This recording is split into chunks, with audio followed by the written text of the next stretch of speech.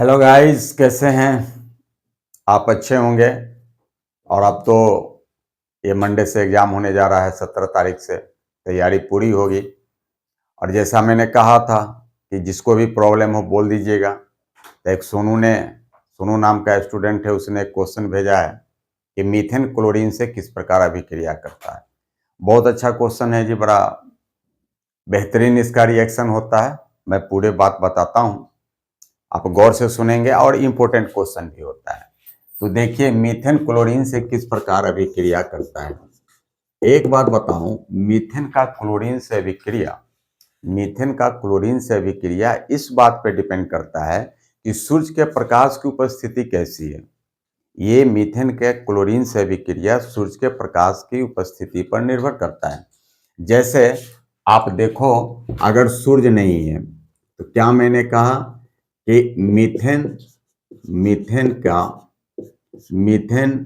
की अभिक्रिया क्लोरीन के साथ मीथेन की अभिक्रिया क्लोरीन के साथ मीथेन की अभिक्रिया क्लोरीन के साथ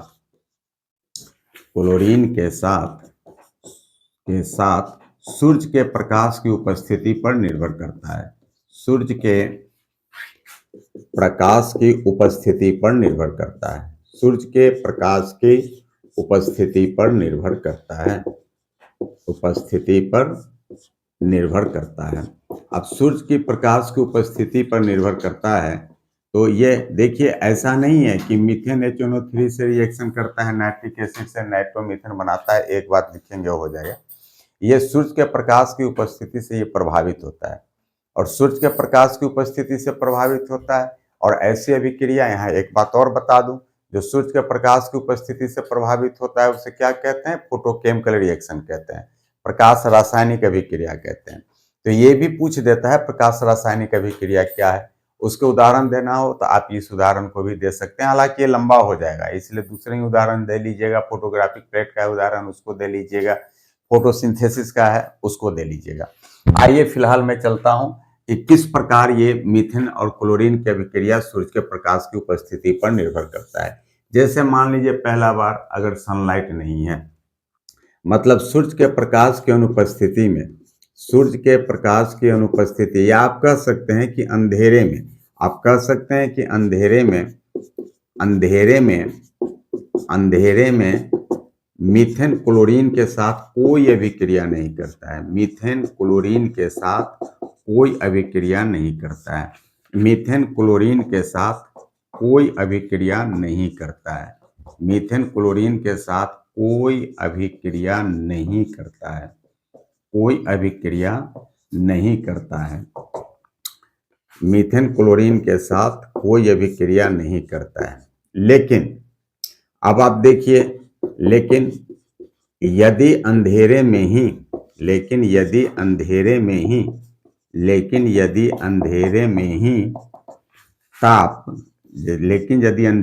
ही ताप 220 डिग्री सेंटीग्रेड तक बढ़ाई जाए, ताप 220 डिग्री सेंटीग्रेड तक बढ़ाई जाए तो अभिक्रिया होती है,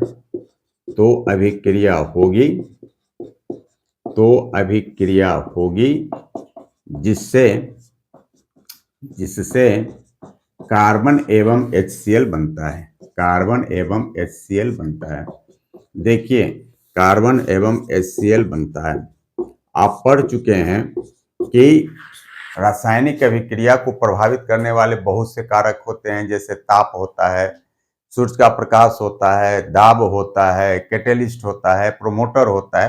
तो ये अंधेरे में मीथेन क्लोरीन से कोई अभिक्रिया नहीं करेगा। No reaction takes place in the absence of sunlight, और you can say that in dark. तो सूर्य के प्रकाश में कोई उपस्थिति है, कोई अभिक्रिया नहीं होगी। सूर्य के प्रकाश की अनुपस्थिति है, कोई अभिक्रिया नहीं होगी। लेकिन अंधेरा ही है, सूर्य के प्रकाश की अनुपस्थिति ही है, और उसमें अगर हम उसको गर्म करते हैं तो 220 डिग्री सेंटीग्रेड टेम्परेचर जाने पे रिएक्शन होता है, और रिएक्शन होकर कार्बन और HCl बनता है। जैसे CH4 है, और ये CH4 है, और आपको ये क्लोरीन है, 2Cl2 है। ये देखिए, एब्सेंस ऑफ सनलाइट, आप कह सकते हैं डार्क है, 220 डिग्री सेंटीग्रेड टेम्परेचर पे रिएक्शन होगा, कार्बन बनाता है और ये 4HCl बनता है। ठीक है, तो कहने का मतलब कि सूर्य के प्रकाश की अनुपस्थिति में या कह लीजिए अंधेरे में no reaction takes place, but if the temperature increases, if the temperature increases up to 220 degree centigrade, then a reaction takes place to form carbon and HCl। कोई दिक्कत? अब देखिए, इसके बाद से आता है अगर सीधे सूर्य के प्रकाश को ले, हम समझते हैं, समझ गए होंगे। अब देखिए अगर सीधे सूर्य के प्रकाश के यानी डायरेक्ट सनलाइट में होगा, तो डायरेक्ट सनलाइट में देखिए बी में लिखता हूं, सीधे सूर्य के प्रकाश की उपस्थिति में, सीधे सूर्य के प्रकाश, सीधे सूर्य के प्रकाश की उपस्थिति में, सीधे सूर्य के प्रकाश की उपस्थिति में, सीधे सूर्य की प्रकाश की उपस्थिति में, I mean in direct sunlight, in direct sunlight, in और डायरेक्ट अलग अलग लिखेंगे, नहीं तो इनडायरेक्ट लिखेंगे तो मीनिंग ही उल्टा हो जाएगा।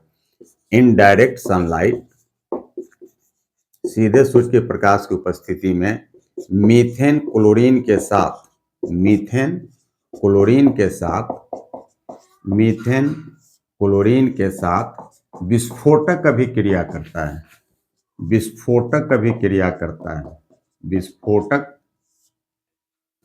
अभिक्रिया करता है, विस्फोटक अभिक्रिया करता है, विस्फोटक अभिक्रिया करता है, जिससे कार्बन एवं HCl बनता है, जिससे कार्बन एवं HCl बनता है। देखिए कार्बन एवं HCl बनता है। क्या मैंने कहा? In direct sunlight and explosive reaction takes place to form carbon and HCl। दोनों में फर्क क्या हो गया? अंधेरा में था तो टेम्परेचर बढ़ाना पड़ा तो रिएक्शन हुआ 220 डिग्री सेंटीग्रेड तक, लेकिन डायरेक्ट सनलाइट में रख दीजिए तो एक्सप्लोसिव रिएक्शन हो जाएगा। एवं कि अगर एक सीसी के में रख दीजिए दोनों को मिला के और डायरेक्ट सनलाइट जहां सन का लाइट सीधे पड़ता हो वहां रख दीजिए तो वो एक्सप्लोजन हो सकता है, वो सीसी आपका टूट सकता है। तो अंग्रेजी में इसको बोलेंगे indirect sunlight and explosive reaction takes place to form carbon and HCl। और फिर देखिए रिएक्शन तो यही होगा ना, ये CH4 हो गया, 2Cl2 हो गया, और ये क्या हो गया? डायरेक्ट सनलाइट हो गया। ये क्या हो गया? डायरेक्ट सनलाइट हो गया। और डायरेक्ट सनलाइट में ये एक्सप्लोसिव रिएक्शन किया, कार्बन बनाया और क्या बना दिया? HCl बना दिया। कोई दिक्कत? कोई दिक्कत? अब देखिए सबसे इंपॉर्टेंट जो ऑलवेज ये पूछने का एग्जामिनर का मोटिव रहता है वो है डिफ्यूज सनलाइट में, यानी सूर्य के विसरित प्रकाश में। अब सूर्य के विसरित प्रकाश में क्या होता है देख लिए, कोई दिक्कत? अब देखिए सूर्य के विसरित प्रकाश में क्या होता है, बहुत इंटरेस्टिंग रिएक्शन होता है। देखिए सी में सूर्य के विसरित प्रकाश, सूर्य के विसरित प्रकाश, विसरित प्रकाश कहते हैं वो डिफ्यूज सनलाइट को, सूर्य के विसरित प्रकाश यानी इन diffuse sunlight, in diffuse sunlight, in diffuse sunlight, in diffuse sunlight किसको कहते हैं? जहां पे रोशनी तो है लेकिन सीधे सूर्य का प्रकाश नहीं है। जैसे दिन में रोशनी, सूर्य की रोशनी रहती है तो एक तो डायरेक्ट सनलाइट हो गया जब सनलाइट में रखें, लेकिन अलग भी जहां सनलाइट नहीं है वहां उजाला रहता है, उसी को कहते हैं diffuse sunlight. In diffuse sunlight I mean सूर्य के विसरित प्रकाश में मीथेन क्लोरीन के साथ, मीथेन क्लोरीन के साथ, मीथेन क्लोरीन के साथ, मीथेन क्लोरीन के साथ विस्थापन अभिक्रिया करता है, डिस्प्लेसमेंट रिएक्शन करता है, के साथ विस्थापन अभिक्रिया करता है, मीथेन क्लोरीन के साथ विस्थापन अभिक्रिया करता है। आप पढ़ चुके होंगे पहले एक्सरसाइज में, विस्थापन अभिक्रिया वो होती है जिसमें एक पदार्थ दूसरे को विस्थापित कर देता है, उसके किसी एटम को विस्थापित कर देता है। तो सूर्य के विसरित प्रकाश में मीथेन क्लोरीन के साथ विस्थापन अभिक्रिया करता है। यह अभिक्रिया 4 चरणों में होती है। कितने चरणों में होती है? यह अभिक्रिया 4 चरणों में होती है। यह अभिक्रिया 4 चरणों में होती है। यह अभिक्रिया 4 चरणों में होती है। देखिए, अब आप कहेंगे कि सर ये तो आप समझ गए मीथेन की अभिक्रिया 4 चरण में होगी। सवाल है ईथेन अगर आ जाए तो हम कितने स्टेप लिखेंगे, अगर प्रोपेन आ जाए तो कितना लिखेंगे। तो देखिए मैं बताता हूँ 4 चरण कैसे होता क्या है। मीथेन CH4 होता है ना जी, एक एक हाइड्रोजन करके एक एक बार हटाएगा। तो इसमें 4 हाइड्रोजन है तो 4 बार हटाना होगा। तो ये 4 चरण में हो गया। इथेन का फॉर्मूला होता है C2H6, तो इसमें 6 हाइड्रोजन है तो यह रिएक्शन कितने चरण में हो जाएंगे, 6 चरण में हो जाएंगे। प्रोपेन C3H8 होता है, इसमें कितने हाइड्रोजन है, 8 हाइड्रोजन है। 8 हाइड्रोजन है तो ये कितने स्टेप में होंगे, ये 8 स्टेप में होंगे। मतलब तो अब आप समझ गए होंगे किसका कितने स्टेप में होंगे। क्या हुआ, in diffuse sunlight displacement reaction takes place, this reaction takes place in 4 steps. I mean diffuse sunlight में मीथेन क्लोरीन के साथ विस्थापन अभिक्रिया करता है। अब विस्थापन अभिक्रिया करेगा, अब यह 4 चरण में होती है। जरा देखेंगे गौर से, कितनी आसानी से बता लेता हूं। जैसे इसमें पहला लिखिए, पहले चरण में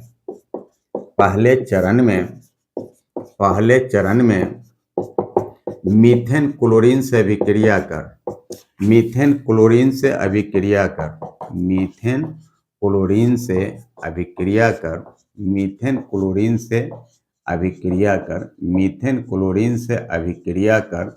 अब देखो एक बात बताता हूं बाबू, मैं खुद रिएक्शन लिखता हूं, मैं रिएक्शन लिखूंगा, आप खुद बता लेंगे कि क्या बनता है नहीं बनता है। अब देखो मीथेन कैसे होता है, ये आपका CH4 होता है। मैं स्ट्रक्चर फार्मूला में ही लिख देता हूँ, बहुत अच्छा रहेगा अगर आप एग्जाम में स्ट्रक्चर फार्मूला में लिखते हैं तो। और ये क्लोरीन Cl2 होता है, ये Cl2 वो ClCl लिखा। अब यह H और Cl एक साथ कंबाइन करता है और यहां से हट जाता है। आप यूं समझ लीजिए ये दोनों एक दूसरे के साथ हम बने तुम बने एक दूसरे के लिए करते निकल जाते हैं। अब ये क्लोरीन यहाँ पे आके जमा हो जाता है तो कैसा हो जाएगा स्ट्रक्चर, ये H हो गया, C हो गया, यहाँ H हो गया, यहाँ H हो गया और ये H तो हट गया है ना, तो अब ये क्लोरीन यहाँ पे जुट गया तो Cl और ये क्या आ गया HCl। आई मीन क्या हो गया कि मीथेन क्लोरीन से अभिक्रिया कर, देखिए क्लोरीन से अभिक्रिया कर। आपको नोमेनक्लेचर बता चुका हूं, आप सभी लोग जो मेरे स्टूडेंट नहीं भी हैं आपके सर ने बताया होगा। इस कंपाउंड को क्या कहते हैं, क्लोरोमीथेन। क्या कहते हैं, क्लोरोमीथेन। देखो जी ये IUPAC नेम होता है, यानी क्या बनाता है तो क्लोरोमीथेन बनाता है। तो अभिक्रिया कर हम लोग लिख लेंगे क्या बनाता है, क्लोरोमीथेन बनाता है, क्लोरोमीथेन बनाता है। कोई दिक्कत, क्लोरोमीथेन बनाता है, कोई दिक्कत। अब देखिए अब ये क्लोरोमीथेन बन गया तो फिर दूसरा क्या होगा, दूसरे चरण में अब फिर क्लोरोमीथेन से क्लोरीन अभिक्रिया करेगा। दूसरे चरण में, दूसरे चरण में क्लोरोमीथेन, दूसरे चरण में क्लोरोमीथेन क्लोरीन से अभिक्रिया कर, क्लोरोमीथेन क्लोरीन से अभिक्रिया कर। अब क्लोरीन से अभिक्रिया कर क्या बनाएगा, देखिए अब आप कहेंगे कि सर थोड़ी थोड़ी बात हमें समझ में आती है कि क्लोरीन से अभिक्रिया कर, एक क्लोरीन हटा तो क्लोरोमीथेन, दो हो जाएगा तो क्या हो जाएगा, दो जुड़ जाएगा तो एक क्लोरीन जुड़ा तो क्लोरोमीथेन हो गया, दो जुड़ेगा तो डाइक्लोरो, तीन देखिए, वन को मोनो, दो को डाई, तीन को ट्राई, चार को टेट्रा, पांच को पेंटा, छह को हेक्सा, सात को हेप्टा, आठ को ऑक्टा, नौ को नोना, 10 को डेका कहते हैं। अब फिर एक क्लोरीन को हटाएगा ना तो आप देख लीजिए क्या बनाएगा। अभी तो क्लोरोमीथेन बन गया ना, हम शो करने के लिए इस क्लोरीन को इधर लिख दिए, ये कार्बन है, ये 3 हाइड्रोजन है और फिर क्लोरीन रिएक्ट किया, Cl2 को 2 Cl दिखा दिया, फिर H और Cl यहां से हटा तो फिर ये क्लोरीन यहाँ पे आके बैठ गया। देखिए ये H हटा तो कैसा हो गया, ये Cl हो गया, ये C हो गया, यह H हो गया, यह H हो गया, यहाँ पे ये Cl आके बैठ गया और फिर क्या हो गया HCl, ये दो है तो इसका नाम क्या हो गया, डाइक्लोरोमीथेन। क्या बनाता है, डाइक्लोरोमीथेन बनाता है। और मोलिकुलर फॉर्मूला में भी अगर आप लिखिएगा तो इसी रिएक्शन को कैसे लिख दीजिएगा, C है, H3 है और क्या है Cl है प्लस क्या हो गया Cl2 है, इधर क्या हो गया एक कार्बन, कितने hydrogen, 2 hydrogen CH2, 2 chlorine Cl2 plus क्या हो गया HCl। आप ये भी लिख सकते हैं, ये लिख दिया तो और ज्यादा खूबसूरत लगेगा। तो देखिए दूसरे चरण में क्या हो गया, डाइक्लोरोमीथेन बना दिया।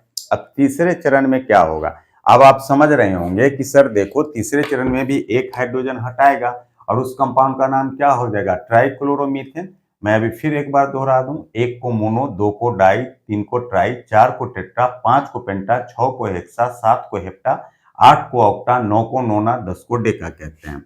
तो अब देखिए तीसरे चरण में क्या होता है जी, तो तीसरे अब बन क्या गया है हमारे पास में, तो डाइक्लोरोमीथेन बना हुआ है ना, तो डाइक्लोरोमीथेन बना है।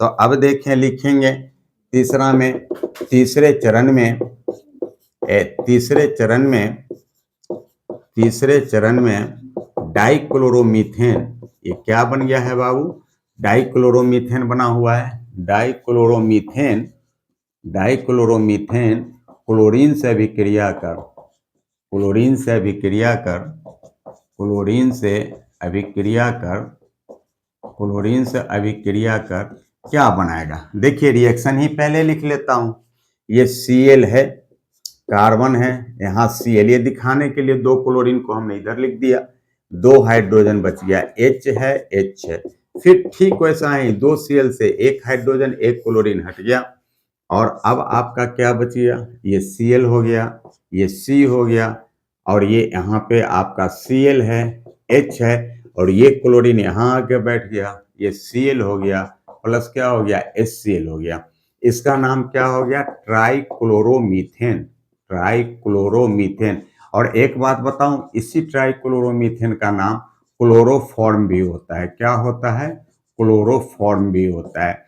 देखिए ये क्लोरोफॉर्म बेहोश कर देने वाली होती है, ये पहले डॉक्टर साहब लोग इससे बेहोश करके ऑपरेट किया करते थे, लेकिन अब उससे नहीं, अब तो ईथर से किया जाता है, तो गैस से किया जाता है। अब ये क्लोरोफॉर्म का इस्तेमाल ये जो हमारे समाज के चोर उचक्के महोदय हैं वो लोग करते हैं, ये आपको सुंघा देते हैं और सामान लेके भाग जाते हैं। वो क्लोरोफॉर्म ये नशा कर देने वाली होती है। फिलहाल क्या लिखेंगे, in third step dichloromethane react with chlorine to form trichloromethane. कोई दिक्कत। तो अब देखिए तीन हट गए, इसी को हम लोग trichloromethane is also known as chloroform.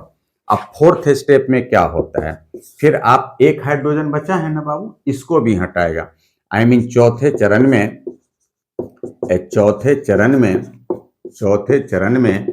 ट्राइक्लोरोमीथेन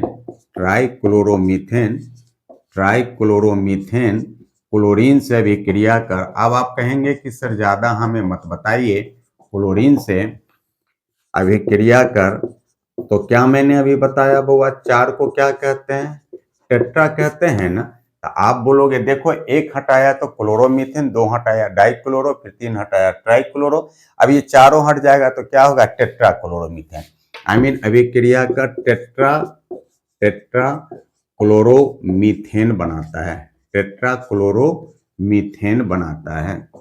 अब टेट्रा क्लोरोमीथेन बनाता है, अब कैसे हो जाएगा दिखाने के लिए देखिए, ये तीन क्लोरीन को हम इधर लिख लेते हैं लिखने में सहूलियत के लिए, और फिर ये H हो गया, फिर Cl हो गया, यह हाइड्रोजन क्लोरीन हटा, यह क्लोरीन आके जुटा, ये क्या हो गया Cl, C हो गया, Cl हो गया, Cl हो गया, Cl हो गया, और क्या हो गया HCl हो गया। इसे ही हम लोग टेट्रा क्लोरोमीथेन कहते हैं। क्या कहते हैं, टेट्रा क्लोरोमीथेन कहते हैं। और टेट्रा क्लोरोमीथेन को ही और अगर जनरल नेम में बोलेंगे तो फिर क्या हो जाएगा, कार्बन टेट्रा क्लोराइड। इसी को क्या कहते हैं, कार्बन टेट्रा क्लोराइड कहते हैं। कोई दिक्कत। अब ये सभी हाइड्रोजन हट गए, तब जाकर रिएक्शन ये क्या होगा, बंद होगा। आप देखो जैसा HCl का रिएक्शन होता है वैसा ही HBr का भी होता है। अब HBr से हाइड्रोब्रोमिक एसिड से करेंगे तो फर्स्ट स्टेप में क्या हो जाएगा, ब्रोमोमीथेन, सेकंड में डाइब्रोमोमीथेन, थर्ड में ट्राइब्रोमोमीथेन, फोर्थ में टेट्राब्रोमोमीथेन। जहां जहां क्लोरीन है वहां क्या कर देंगे, ब्रोमीन कर देंगे। आयोडीन का भी रिएक्शन उसी तरह होगा, डाईआइडो, पहले आयोडोमीथेन, फिर डाईआइडोमीथेन, फिर ट्राईआइडोमीथेन, टेट्राआइडोमीथेन। जहां जहां Cl है I लिख देंगे। लेकिन वहां आयोडीन के रिएक्शन में एक बात ध्यान दीजिएगा, जैसे इसमें एक बार में रिएक्शन हो जाता है, आयोडीन बहुत अच्छा रिड्यूसिंग एजेंट होता है जी। तो जैसा ही मीथेन से रिएक्शन करके आयोडीन आयोडोमीथेन बनाता है, अगर छोड़ दीजिएगा तो फिर रिएक्शन रिवर्स हो जाएगा। तो आयोडोमीथेन को अलग हटा के फिर उसके बाद आयोडीन से रिएक्शन करा। खैर सोन, मेरे सामने सवाल था कि मीथेन क्लोरीन के साथ किस तरह रिएक्शन करता है। अब हम समझते हैं, आप निश्चित रूप से समझ गए होंगे। देखिए ये एग्जाम का समय है, अभी तो मंडे से आपका एग्जाम होने जा रहा है, मंडे से एग्जाम होने जा रहा है, आप दीजिए। फिर भी 11th आवर में भी अगर किसी बच्चे को, मैं कहीं रख चुका हूं, जिनको भी डाउट होगा आप पूछ लीजिएगा, मैं जरूर बताने की कोशिश करूंगा। और मैं आप सबों को एग्जाम के लिए बेस्ट ऑफ लक कहता हूं। आप जाइए, पेशेंस से एग्जाम दीजिए और फिर अच्छा मार्क्स गेन कीजिए। चले, धन्यवाद।